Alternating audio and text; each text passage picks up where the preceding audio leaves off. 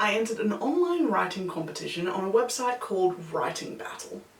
Broadly speaking, the gist of this website is they have an ongoing series of competitions of two types. They have what they call owl battles, where the stories are judged by professionals, and raven battles, where the stories are judged by other entrants in different sort of subcategories.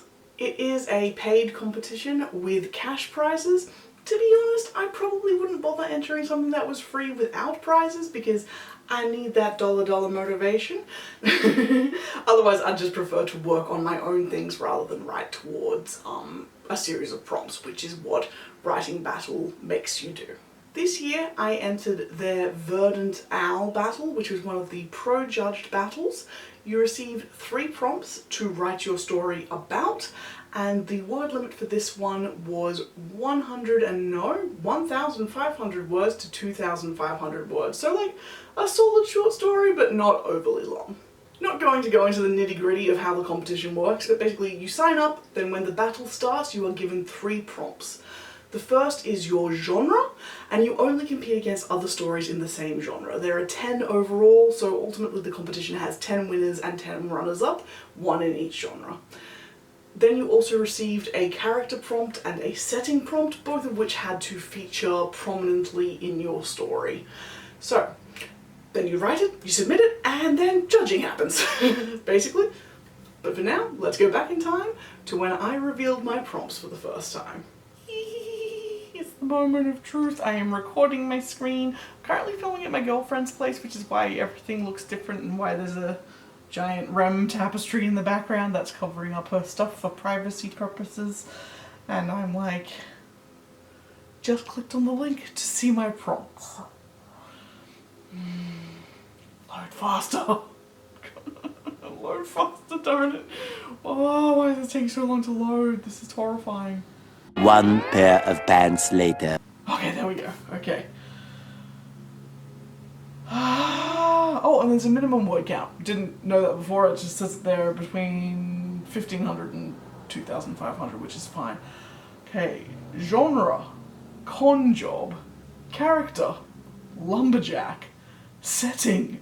Gun store.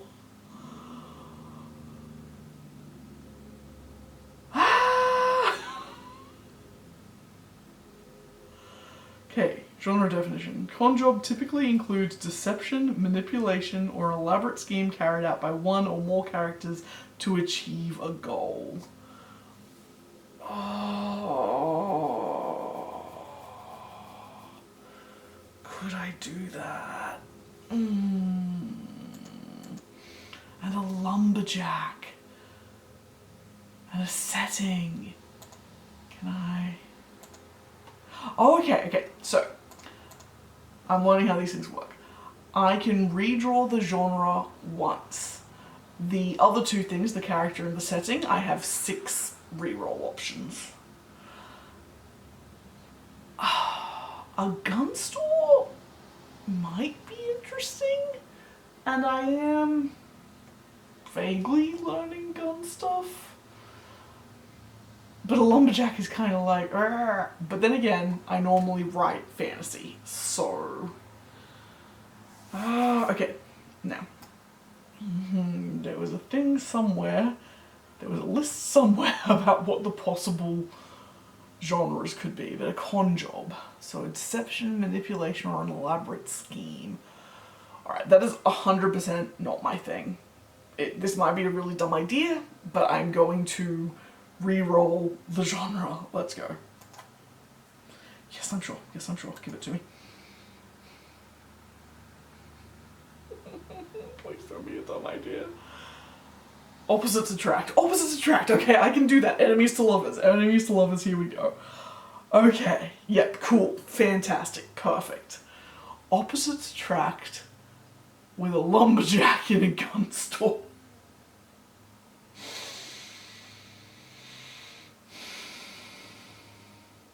It's so weird because part of me really wants to stick with gun store, but realistically, look, that is way too far outside of my knowledge base, and it also locks me in settings-wise to something, well, modern. Ooh, or does it?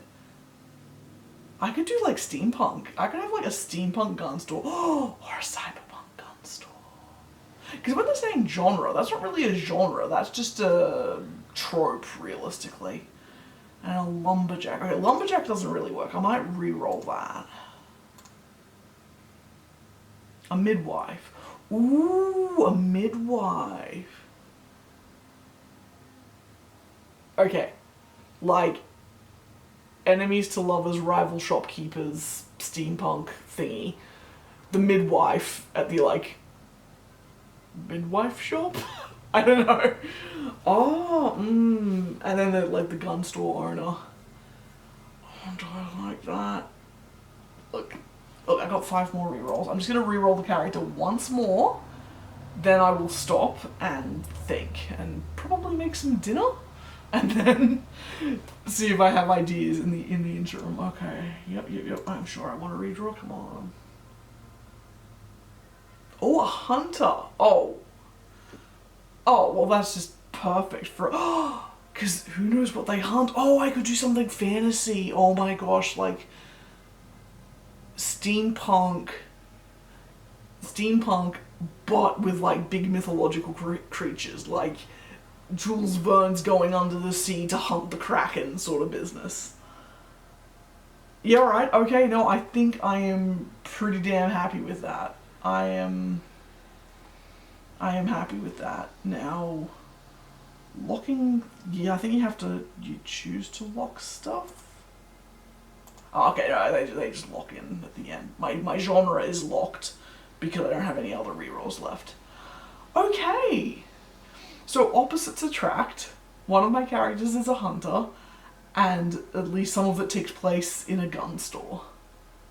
Oh, this is going to be fascinating. I'm actually genuinely really excited. So yeah, I will have a think, and update you guys at some point.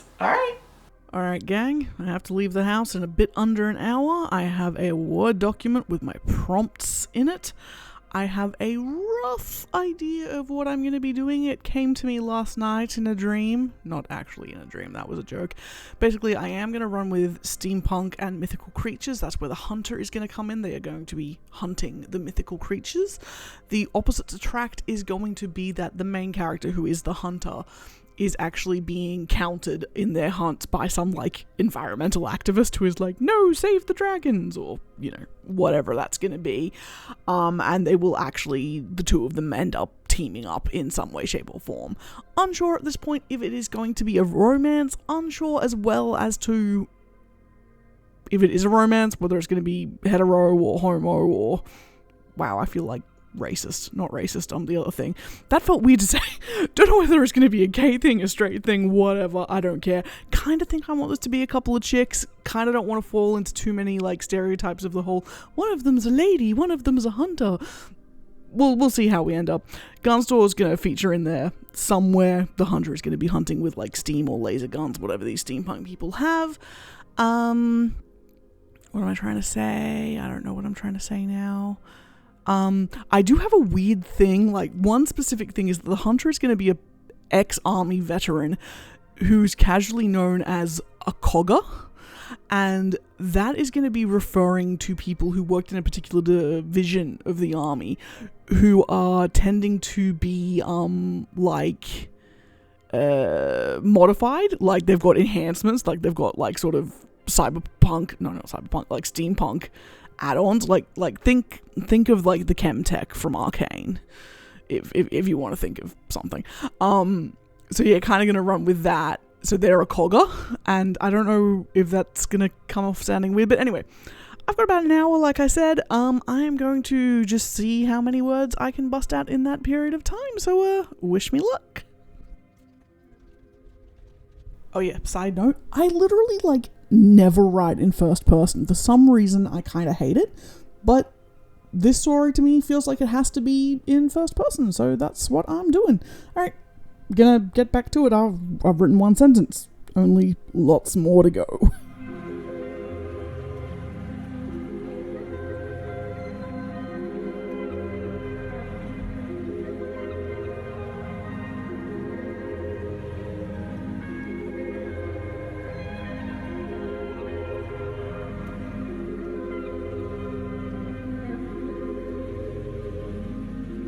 Time to Google something. How far can you shoot something with a rifle? I mean, I kind of know, like, the answer to that is, it depends on the rifle, and kind of anything, but let's do a Google. Don't want to be too unrealistic.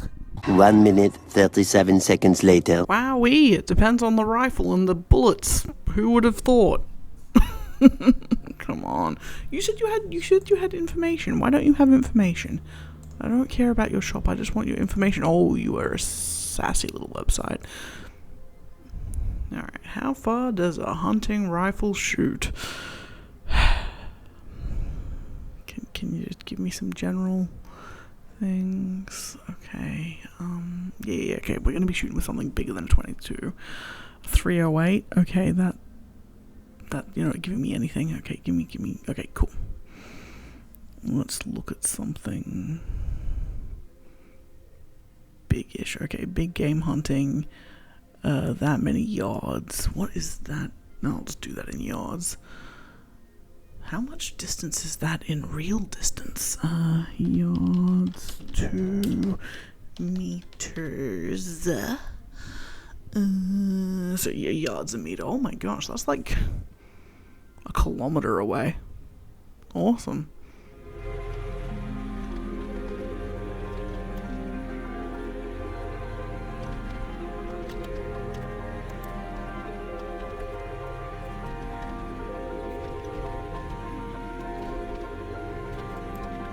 Interrupting myself to say, I had forgotten how much fun this bit of short fiction is. Cramming a whole bunch of world building into a very small amount of words, and not having to care if it will expand well into a full-length novel. I'm like, I don't know shit about this world, but I'm liking it. I'm having a lot of fun so far. And how we going? We are going almost, so 1,700 words. Given that the minimum is 1,500, I am 10% of the way there. I'll probably end up pushing close to the maximum word count rather than the minimum. But let's keep cracking on. I'm pausing here because I want to make up a fictional gun, and I'm like, cause like, let's go back to that gun thing. Like, you know, a 308 Winchester. I'm like, do I want to use actual calibers that are real? Probably not. Which means I need to make up something completely different. Otherwise, anyone who actually cares about guns will be like, your numbers don't make any sense. But I'm like, oh, what do I want it to be called? Like Remington, Winchester, those are kind of like iconic. I want to make up a fake gun name that sounds good. I might outsource this, get someone else to name the gun for me. But yeah, let's well, I'll pop something in and then carry on.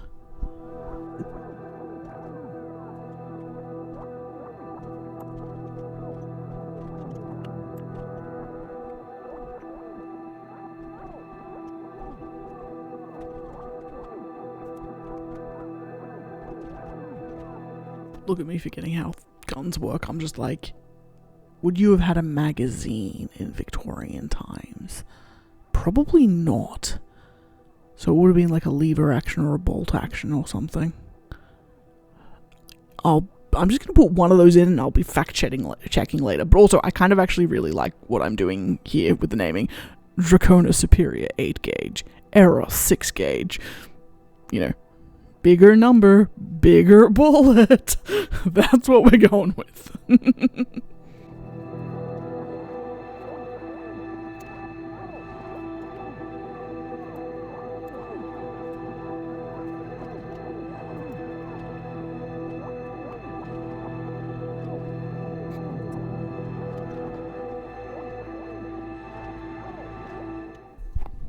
Making a joke there. Well, not like a joke, but like iron sights on a, you know, gun, but I'm calling them copper sights because it's steampunk. Oh yeah.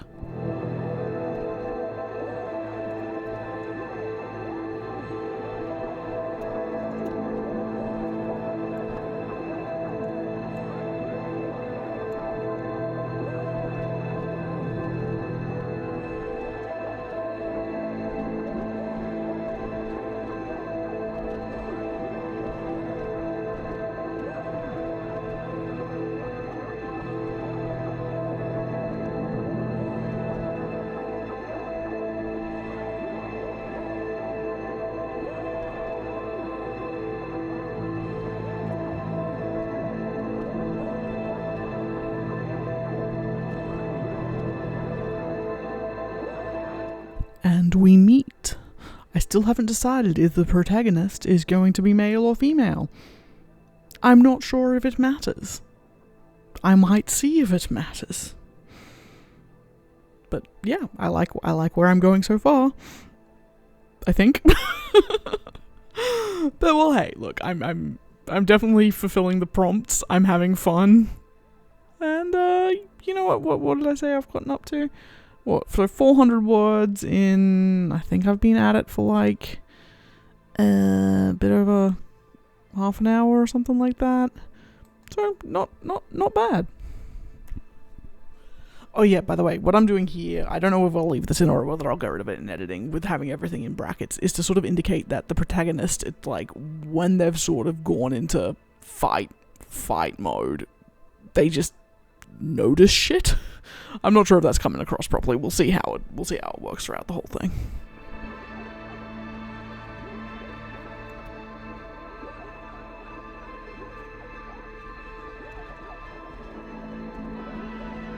Yeah, I think I'm gonna ditch those comments in the brackets earlier. It worked in my head, but it's, I think, not gonna work overall enough without doing it more, which I don't want to do more, or explaining it.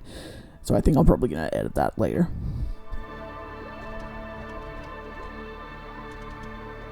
Now I need to come up with a pretend Latin name for griffins. Pretend Latin. For a pretend thing in a pretend world.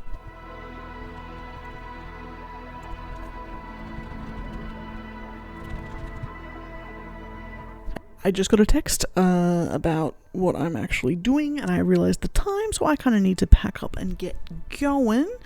But what are we at? We are at almost 500 words, which is between 1/3 and 1/5 of the way there, which for less than an hour, pretty darn good. Let me save this. Yes, save. Yeah, I will probably not record the rest of my writing, just because knowing what I've got on the next couple of days, I probably won't. I'll be doing it in dribs and drabs, sort of thing. This is probably the only big chunk of time I'm going to be able to put towards it. But yeah, I hope you enjoyed sort of seeing what's coming along. I don't quite know where I'm going. It's probably going to be a series of meetings between the protagonist and this environmentalist, save the griffins lady. But yeah, we'll see where it ends up. I'll give you a bit of an update, sort of like when I'm done writing. Alright? But yeah, see you then. It is now several days later. My story is complete. It has been proofed by 3 different people in my life who have given me some very valuable feedback. I have 20 words to play around with, which I am going to try and use to insert a couple of sentences to try and emphasize the opposites attract theme. We'll see how I go. And there are 19 hours left in the competition, so basically I'm going to do those revisions, get it submitted, and call it done. However, I'm coming to you now with something interesting that I saw in the forums, which was having a look at the judging rubric and doing a little bit of self-scoring to see how you think you might go out of the total 100 points. So I thought I would do that, and see what I reckon I'll get for myself. And then, since this is a YouTube video, I will come back and let you know how accurate or not I was. Alright, so creativity. Blah, blah, blah, blah, blah, blah. Originality, the freshness of the idea and storytelling approach. Highly original, strong originality, moderate originality, limited, little or none. I'll put myself either in strong or moderate. I don't think it's highly original. Oh, I mean, my world building I like, but it's fairly generic steampunk, and so I don't think it's high. Strong originality. The story brings a distinctive voice or perspective, even if the core concept is familiar. There is a clear creative intentionality. I do think I have a pretty distinctive voice, and I'm pretty intentional. Moderate. Some parts of the story show new thinking, but the story leans on conventional ideas or tropes without fully reinventing them. Challenging. You know what? I'm just opening up a notepad document. I'm going to give myself a 7. So the low end of strong originality. By the way, I am going to post the story on my website. Once this is all done, I will have a link in the description if you want to read what it ended up being. I rather like it. Not going to talk too much more about it. But yeah, it's there. Read it if you want. Okay, prompt integration. Excellent integration, strong, moderate, limited, none. Well, it's definitely going to be moderate or above. The story smoothly integrates or creatively uses the genre and prompts, significantly shaping the plot. I mean, definitely.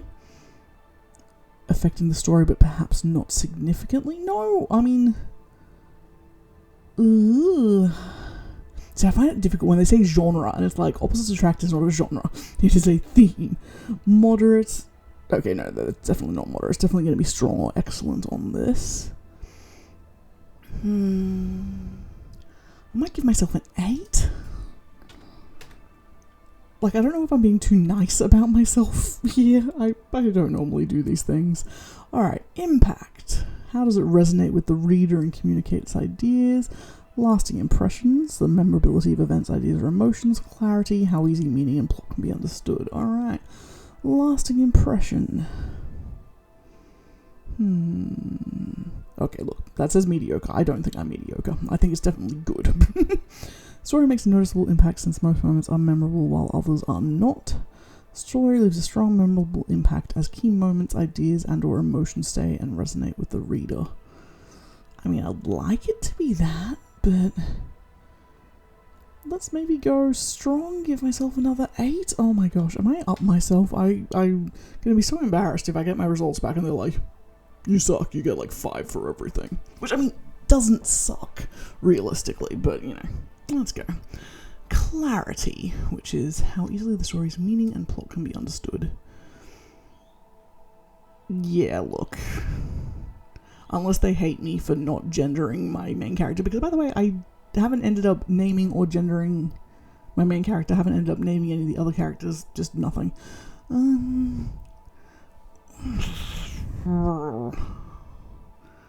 Some parts may confuse the reader. Depends on the reader, to be honest. Look, I'll give myself another 8. Oh my gosh. Please don't think I'm a wanker. I mean, you can if you want. I probably am. Quality of the writing. Narrative voice measures distinctiveness and consistency of the narrative's voice. Style assesses the effectiveness and readability of sentence construction and formatting. Narrative voice. Look, I do have a strong narrative voice, especially because of going in first person in this. Oh, geez, I'd say I'm excellent, but... Let's go with another 8. Oh my goodness, I'm so up myself. Style. Sentences are well structured and varied. Formatting supports readability and enhances the story's tone. Look, I'm gonna go with... I'm gonna give myself a 7 on this. I'm good, but I definitely do not have as strong a grasp on grammar as I potentially should. You know what, I might even knock myself down. I might even knock myself down to a 6 on that one, because, I mean, I don't think I'm bad, but... Character. Alright, character voice. Motivation. Alright, character voice. I mean, I really only have 2 characters.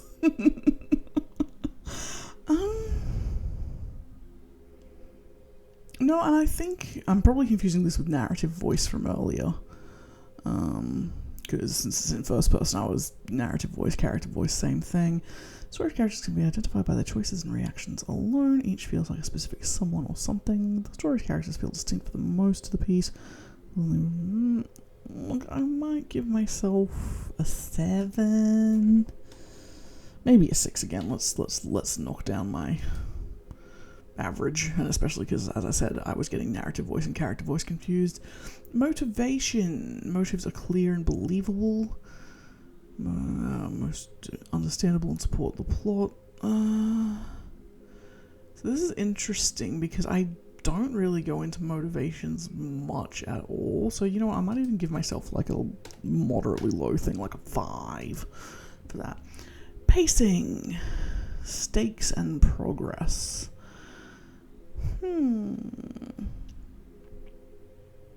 I might give myself like a 7. Actually, I might even give a 6 for this because the story is a series of 5 like vignettes that do tell a growing storyline, but it's not more like the story does not go, oh, here's a problem, the characters need to fix it. It's not that kind of story. That is a deliberate stylistic choice, but it does mean that you just don't sort of have a clear beginning, middle, end of going, here's the character, here's the character's problem, here's them wrangling with the problem, here's their resolution. It's a exploration of a budding romance from, dislike to true partnership sort of thing, which, I don't know. It's one of those things. I like what I've written.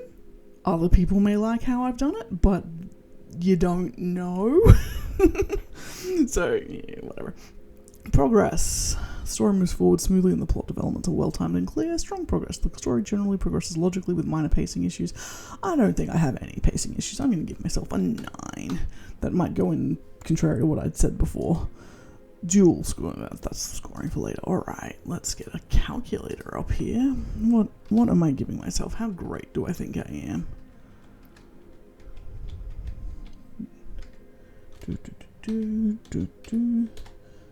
71 out of 100. Alright. I am going to be very interested to see how my actual scores come in compared to that. Yeah, well, I'll update you when I actually have a score. It is, for me, in Australian time, the 7th of May, and the results for my house in the writing battle are out. It's early, I'm impatient, and mildly terrified. Editing Roli will jump in now and tell you a bit about what houses are and how the actual ratings and rankings work.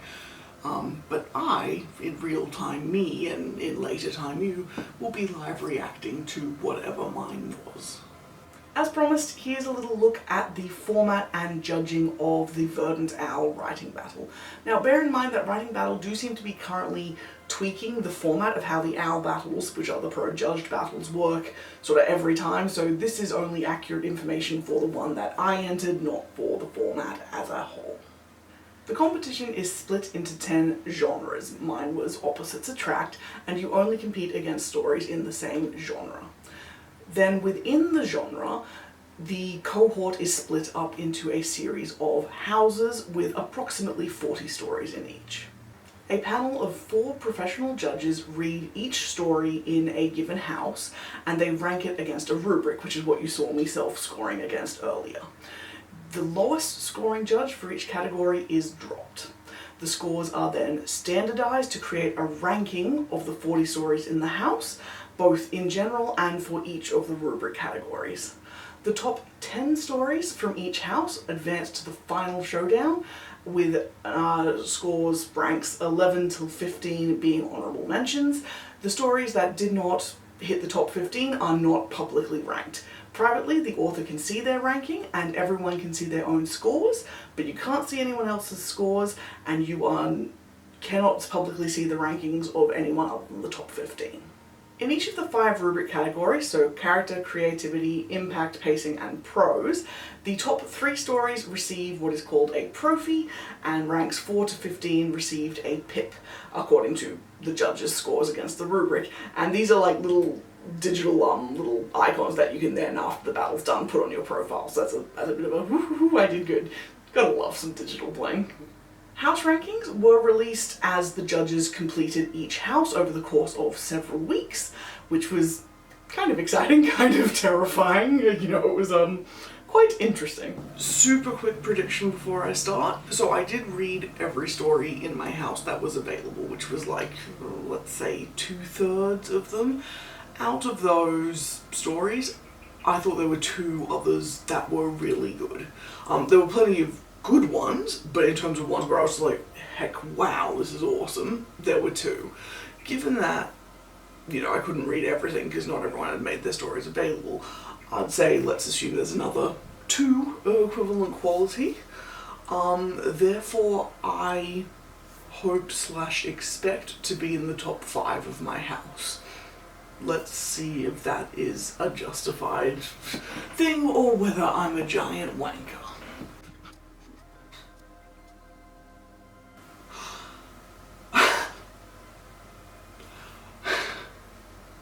Okay, so I just clicked my notifications. The first bit was, I'm print screen this going, put it up. The headline of the notification, your story made it to the finals. Relief. And then 3rd out of 37 in my house. So, oh, and then it's telling me what pips I got. Ha, yes. The pips are being good at certain things. And I got all of them. And one of them I got the advanced one, the trophy. I got 1 trophy and 4 pips. That's pretty decent. Now I want to see if those 2 stories I really like beat me. 12 seconds later.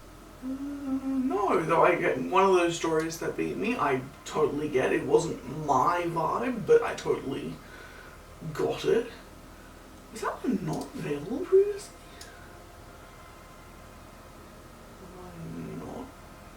Yeah, that one mustn't have been available because I haven't commented on it, and I commented on everything. Anyway, I'm gonna go look through these more.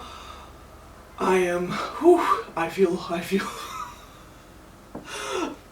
not that I was not confident, but you also never know.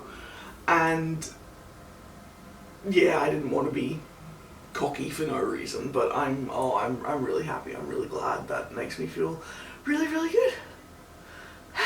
Alright, well, you'll hear from me when I have more information, when the next round of judging happens, the final showdown, where we actually battle.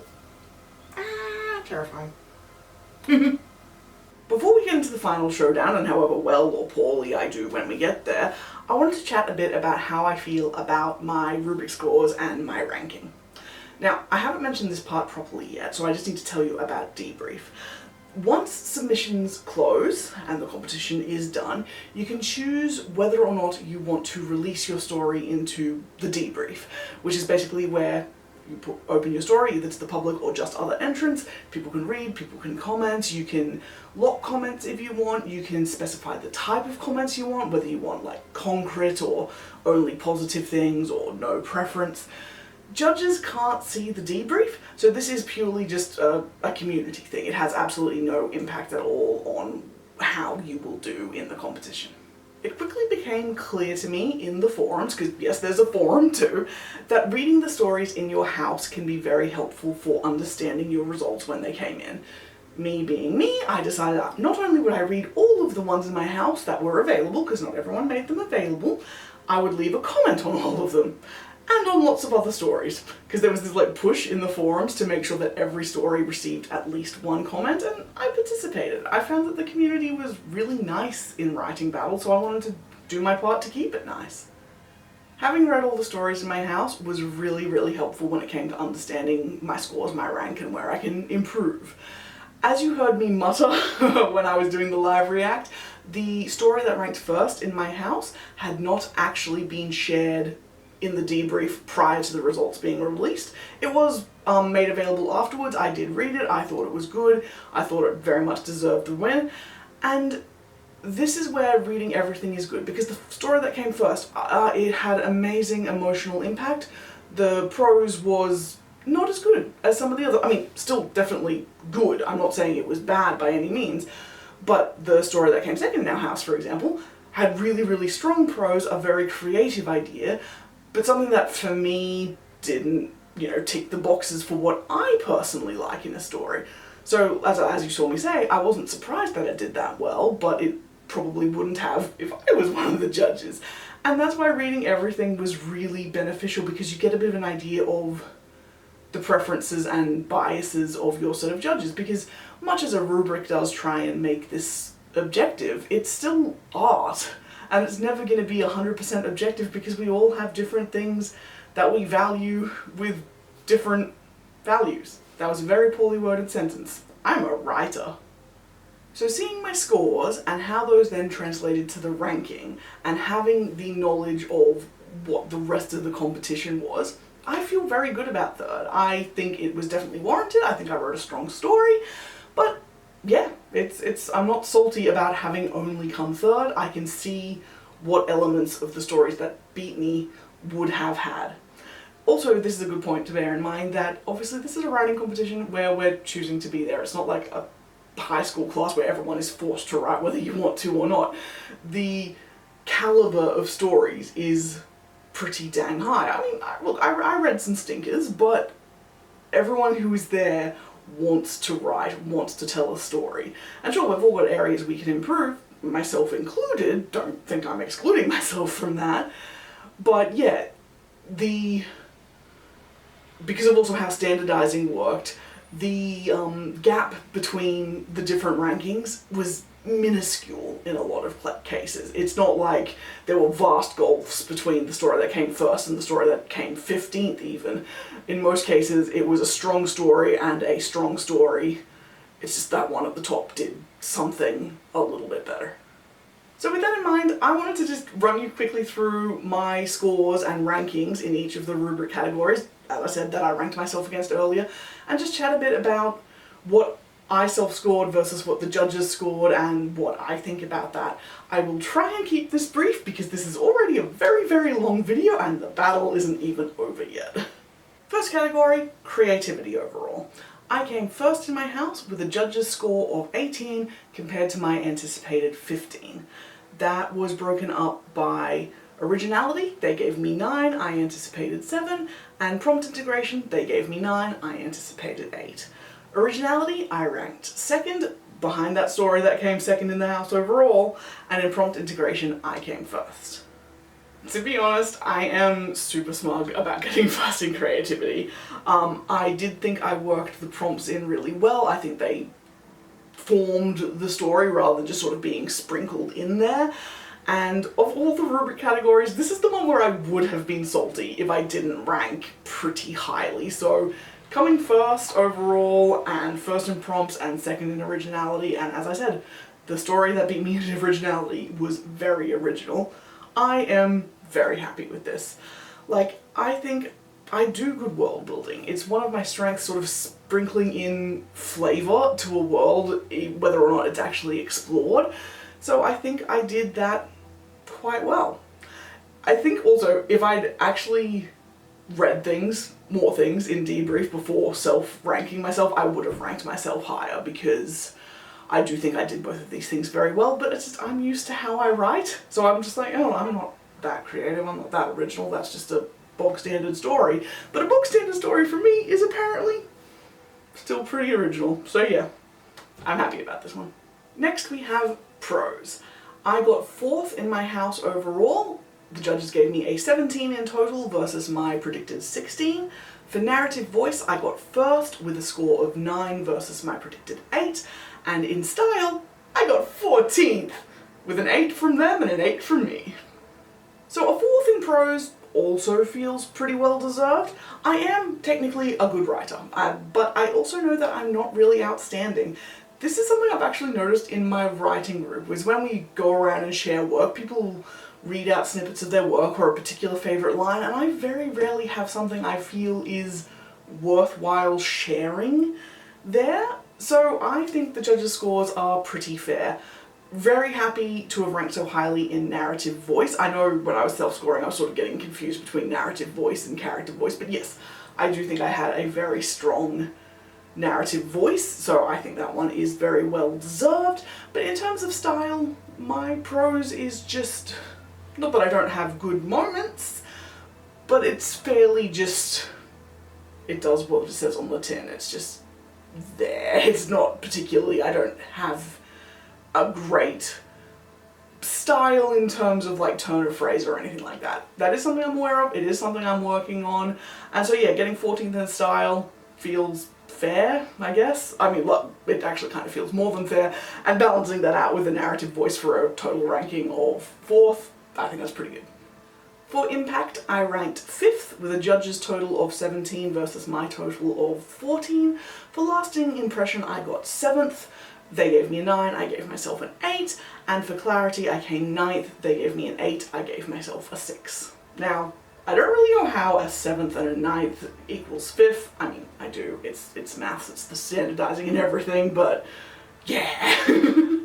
I think this is reasonable. I wrote a good story, but it wasn't an overly emotional one. It didn't raise or answer any great questions. It was just a romp.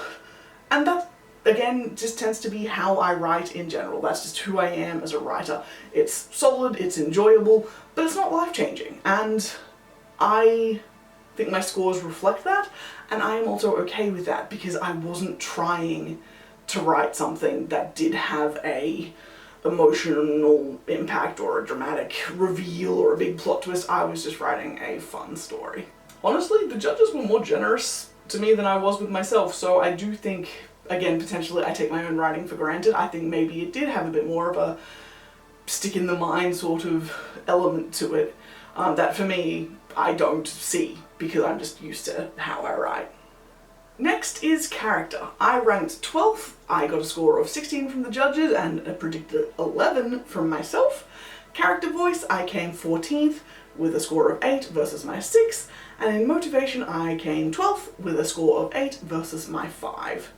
Getting this low in character, and I am putting that in quotes because look, a 16 out of 20 is still a solidly decent score. It just means that it was very good. It just means that that was better. So getting this low I think is justified. I don't really go into the character motivations much. I don't go into their histories. I don't really get inside their heads much at all. Again, this is kind of a deliberate choice. That is the story that I was writing, was a series of coincidences that led to an evolving connection, an evolving romance. But that does mean that my character's wants and needs and desires weren't driving the plot forward. So yeah, a very valid score. I am glad I didn't score lower because, again, like I say, it's a deliberate choice to do that, and I do believe the scores reflect the fact that the judges recognized that. I think I scored myself just being very harsh and just being like, well, there's no motivation here, they're just happening to be doing their things. So yeah, I think that's sort of one of those things. In retrospect, I think I agree with the judges' scores more than I agree with my own self-scoring in this category. And last, we have pacing. I ranked 13th, with the judges giving me 15 and myself also giving myself 15. However, the breakdown is different. For stakes, I got 19th, the judges gave me 7, I gave myself a 6, and for progress, I came 11th, with the judges giving me 8 and myself giving myself 9. That was too many uses of the word myself. Interestingly, that progress rubric category is the only one where I ranked myself higher than the judges did. And I think that's because, as I've said, the story is a series of coincidences. It's a series of vignettes that make a plot overall. And given that that's what I wanted, and it worked how I wanted, I felt like it progressed how it should. However, look, this is my lowest ranking, my lowest scores, and I think it's justified. Again, these are not actually low scores. This is still a very good score, very good rankings, but I get it. And I think you can really see that I get it because I gave myself the exact same score as the judges, even though broken down differently.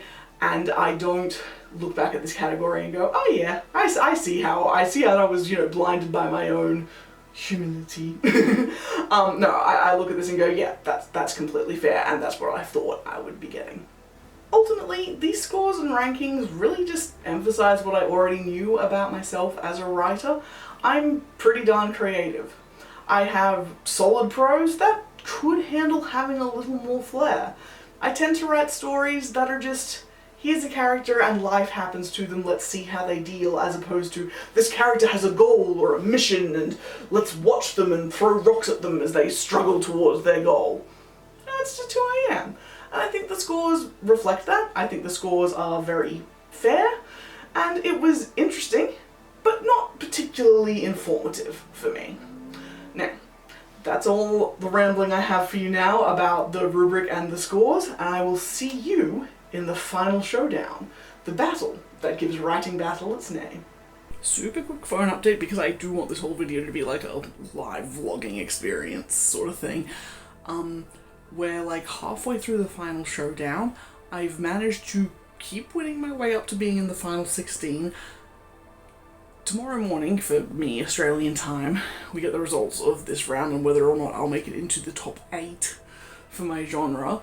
And the story I'm up against is the story that came second in my house. We're the only two left out of our house, and it's a head-to-head, and I really don't know how it's going to go because my story is fairly straightforward. Like, it's genre fiction, I think it's interesting, yada yada, but it's fairly straightforward. This story is the one that I was kind of surprised by and went, okay, that was really creative, though I can totally get it. It's that one, so, I have no idea if I'm gonna pass this round. I think it's just really gonna be a coin flip because I think they're both really good stories in very different ways, so, yeah, I'll let you know. Super scruffy first thing in the morning update. I was having, like, stress dreams about the results of this round of the competition, so I woke up before my alarm and, like, blearily grabbed my phone and scrolled through, and I got knocked out, so I am disappointed. It was 3-2 in the other story's favour, so I'm pretty happy that it was obviously so close that it really was preferences more than anything. It's just what vibed with the judges. So yeah, I will do a proper wrap up to this video in a little bit. In your time, obviously you'll see it next, but I did just want to give a sort of real-time update on that. But yes, I'm bummed because I was doing so well and it would have been freaking great to do even better, but top 16 for my first time entering this kind of competition, pretty good. Yeah. As I said in those janky little phone updates, I ended up in the Sweet 16 of my genre, and that comes with its own special little digital trophy. So on my profile I have a little finished in the top 16, and I'm like, oh, I am so smug about that. So yeah, I am pretty happy with my placement in this battle, especially because once everything had finished, I read the winning story and the runner-up story in my genre, and they were both incredible. I have no notes, I had no issues with anything, there were no moments where they lagged, they just grabbed you right from the start and took you start to finish through that story. I thought they were both really fantastic short stories. Like I mentioned when I was going through the scoring and the rubric, I know who I am as a writer, and I didn't write a story that was punchy and emotional and heart-wrenching, because like, the runner-up story made me cry. The winner's story felt like an entire arse movie in 250 words. I wrote a fun little steampunk romp, and you know, in future battles I might try a little more to write to win now that I have first-hand experience and have seen the kind of stories that can win this. I mean, fair disclaimer, they do have the past winners, like, easily visible, but I'm the kind of person who jumps head first into things, so did I bother reading any of the previous winners? No, I did not. Because yes, I will be participating in Writing Battle again. Probably not for the next few, because I have too much going on in my personal life to be able to participate to the level that I want. And by that I mean, to me, Writing Battle wasn't just about writing a story, having it compete, and seeing how you did. What really was amazing about it was the community, was the discussions in the forum, reading other people's stories, giving and getting feedback. It was an absolutely amazing community experience, and I don't want to participate in a way where I just write a story, enter it, and then forget about it. I mean, that's valid. I'm not dissing anyone who does that, of course. That's perfectly fine, but that isn't what I really enjoyed about it. Like, I even ended up networking with other Tasmanian writers who, probably by the time this video actually goes up, I have met in person, and that is amazing! I never would have expected to meet other Australians, let alone other Tasmanians, let alone other Tasmanians in my area of the state. And like I mentioned earlier, there was an effort in the forum to make sure that every story got at least one comment. I participated in that, and I thought that was an amazing community-minded thing to do. I mean, heck, I even got so into it, I created a forum thread where I'm like, hey guys, if you're struggling to understand why you got a particular score, I can potentially offer specific feedback on that element. And people took me up on that, which I thought was cool, because who am I to have opinions? Like, I'm just some nobody, man. But again, that's kind of one of the cool things about Debrief, is if someone wanted to know my qualifications, they could read my story and go at least, oh yeah, you know, I will trust her judgment because I can see that this is what she does. Whether people did that or not, I don't know. But anyway, I'm rambling too much. The point of what I'm trying to say is the writing battle community was amazing. I mean, I actually even got, along with my Sweet 16 trophy, I even got a fairly rare trophy that's only given out a couple of times each battle called a Feedback Panda, because I apparently did good contributions. And I'm not saying this to brag, I'm still actually a bit gobsmacked by it, but I'm saying this to say that that's how much I participated, that's how much the community meant to me, beyond writing an actual story. I mean, I am so happy with the story I did write. I'm really chuffed to have gotten that kick to write a piece of steampunk short fiction, because I haven't done that in quite a long time. But yeah, it wasn't just about the competition, it was about the community for me. I have posted the completed story, which I ended up calling This Cogger's Heart, onto my website. There is a link down in the description if you want to read it, and if you do, I hope you enjoy. I also hope you enjoyed coming along on this journey of me participating in my first writing battle. I really enjoyed filming not just the process of the competition, but actually just sharing my writing process when I was screen recording at the beginning. I love doing that, and I would love to know whether you enjoy this kind of content, because I would be absolutely thrilled to do more if you do. Anyway, that is all for now. I hope you enjoyed, and until next time, bye bye.